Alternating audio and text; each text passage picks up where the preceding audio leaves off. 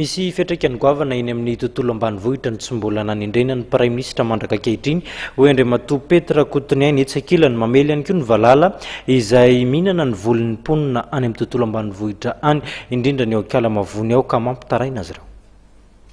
Tsy tokony hiandrela ny fanendrena ny Prime Ministra lehibe ny gouvernemanta araka ny hevitra Andriamatoa Petra Kotomaniany, PDS amin'ny Fianarantsoa.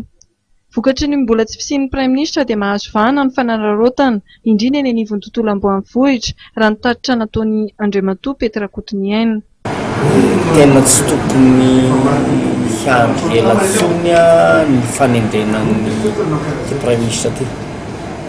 Ny zava-misy na misy aza ny fanjakana tao ny gouvernemanta amin'izao tsy fantatro nahoana dia zao be dia be ny fanararaotana misy amin'ny fiainan'ny olona eny ambanivohitra zao miasan-dahala ary na ny mpitandro ny filaminana aza dia indraindray mampiahiahy be dia be ohatra indraindray ahitana taratra firaisana sy kombakomba raha ny zavatra nitsanga amin'ny asan-dahala tatoato ohatra tany amin'ny fivodoan'ny Ankalamavony no tenenina ka tena mizaly ny olo zany amin'ny fotoana zao tena mizaly ny olo ambanivohitra traty ny asan-dahala ka fanararaotana fahitako anazy io amin'ilay hoe mandra-pizorony ilay gouvernemanta vaovao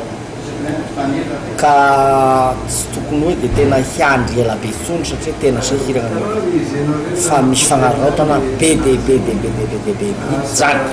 ary tsy ndreko tsara fa dahalo efa mety hangalatra fa tsy fandraisana ndraikitra koa na amin'ny mpitandro ny filaminana amin'ny ankapobeny mihitsy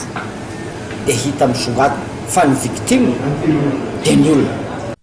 Ankoatra io dia nisoritan'ity mpanao politika tsy ihany koa fa lasibatry ny Valala amin'ny voly any amin'ny distrika Ankalamavony ary komina telo izay anisan'ny sopotry ny vary any an-toerana no nandalovan'ny Anjiambalala tamin'ny faran'ny herinandro iny. Omaly dia amina faritra tako tena faritra tena misy vary any Ankalamavony dia Anjiambalala efa any amina 20 kilometra natory tamina toerana faritra io zany feno Valala manontolo ka anaovana ansoavo maika amin'ny tompon'andraiky ny ministeran'ny fambolena mba hijery akaiky ny ao amin'ny faritry komina ny Ankalamavony, komina ny Fitapito, komina ny Ambatomaiky tena feno Valala amin'izao fotoana zao. Tsara fantatsika fa zao no hanomboka ho masaka ny vary Ankalamavony zao vao hanomboka ho masaka fa ny mois de mai zany no tena mitaombe mahavokatra ny vary any ary Ankalamavony sy Hiosy no atao hoe sopotry ny faritany Fianarantsoa amin'ny vary. Raha ny fanazavana dia tsara ny rotsakorana nandritra ny tompam-bilembata ny Ankalamavony saingy manay ny fahasimban'ny vokatra ny mponina ao amin'ny distrika Ankalamavony taorian'ny fandalovan'ny Anjiambalala tany an-toerana. Andriamatoa Petra Kotomaniany izay miantso ny tompon'andraikitra mba hijery akaiky momba io raharaha io.